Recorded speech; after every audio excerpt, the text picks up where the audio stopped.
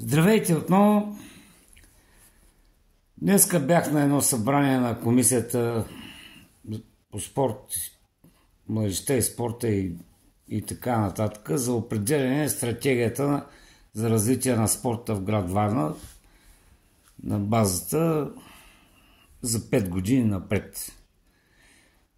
След изказването там на един господин, просто станах и изказах се и казах, че стратегията по отношение на спорта се определя от специалисти. Не от хора, които не са виждали спорт пред живота си и си правят бля-бля и така нататък. Говоря за специалисти, които са били треньори, учители, завършили са организация управление на спорта и Национална спортна академия включително, като мен.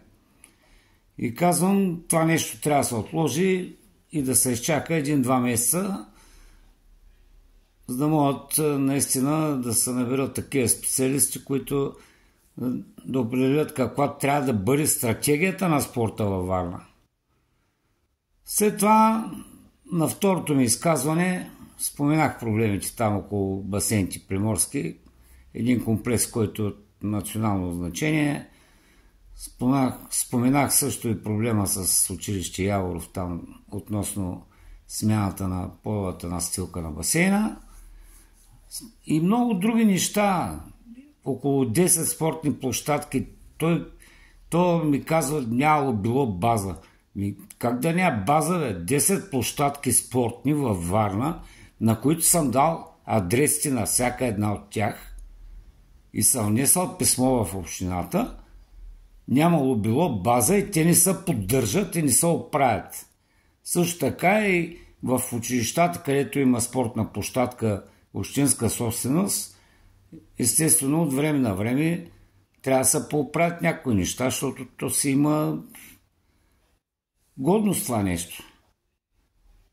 И по тази гледна точка споменах и за спортния диспансер, който е пълен с деца с наднормено тегло и други с травми и така нататък и просто не мога да ги запишат там за рехабилитация. Другото е двата ми проекта, които седат, вече стават 2 години. Единият за басейна в Аспарухово да се построи, другия басейн във Възраждане да се построи. Аз им казах, като нямате пари, дайте ми оценки, ще отида до София, ще отида при президента, ще отида Министерството на младежта и спорта, ще отида при финансовия министър и ще намеря някакви средства във Варна, поне да се започне, да се прави нещо.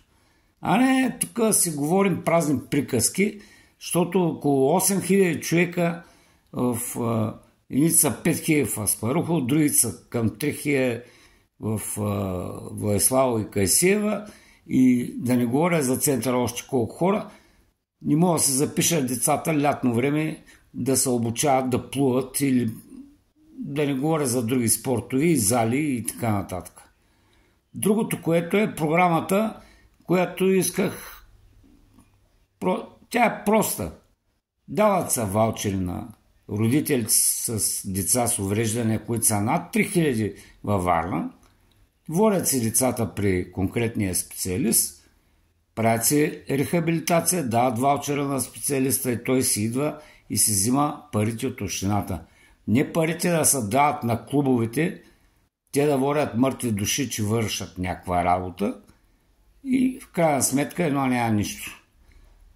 Това е моето предложение, което днеска го представих и смятам, че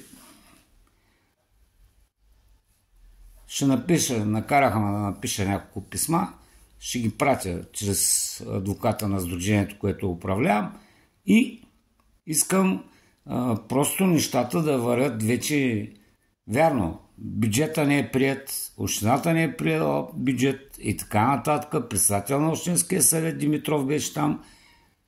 Разбирам ги. Чакаме бюджет, чакаме правителство и така нататък. Но времената са такива. Не могат да се разберат. Защо? Не знам. Просто аз съм човек, който създава неща.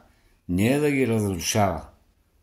И от тази гледна точка искам да кажа, че каквото мога ще направя.